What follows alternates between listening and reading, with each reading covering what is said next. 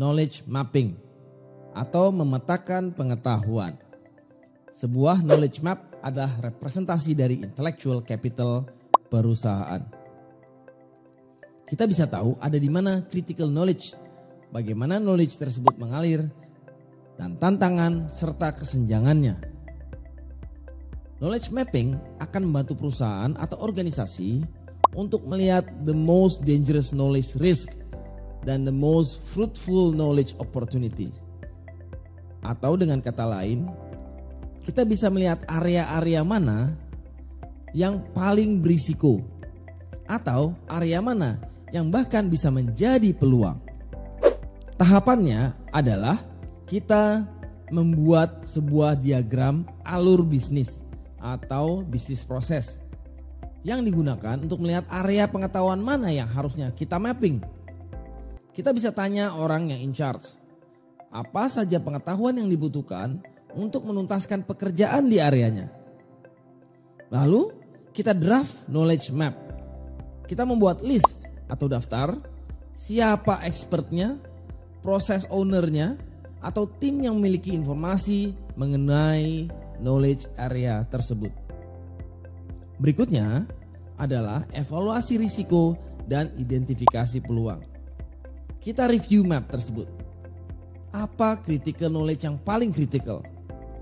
Di mana kita punya risiko kehilangan knowledge? Apa saja halangan untuk knowledge sharing? Apa saja kesenjangan knowledge yang ada? Atau knowledge gap? Lalu, act on the map. Perbaiki masalah yang berhubungan dengan pengetahuan. Pilih pendekatan yang paling sesuai untuk tim tertentu dan jenis pengetahuan tertentu. Tinggalkan alur pengetahuan di sepanjang bisnis.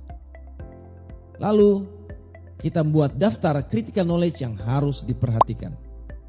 Kita contohkan sebuah lembaga pendidikan di mana alur bisnis prosesnya adalah dari marketing, sales, lalu diterima oleh administrasi atau registrasi, lalu dilanjutkan ke bagian akademik, lalu keuangan, dan seterusnya. Di setiap langkah dari alur tersebut, kita bisa buat daftarnya siapa ahli atau orang yang menguasai pengetahuan yang dibutuhkan dalam setiap langkah alur proses bisnis tersebut. Lalu dari alur tersebut kita bisa evaluasi pengetahuan atau knowledge mana yang paling kritikal. Di mana kita punya risiko kehilangan pengetahuan atau knowledge. Dengan kita bisa memapping atau memetakan pengetahuan apa yang dibutuhkan dalam proses tertentu, kita bisa memanfaatkan informasi tersebut dalam pengambilan keputusan di people development atau manajemen risiko. Selain menggunakan tabel bisnis proses, knowledge mapping juga bisa menggunakan mind map. Seperti ini contohnya.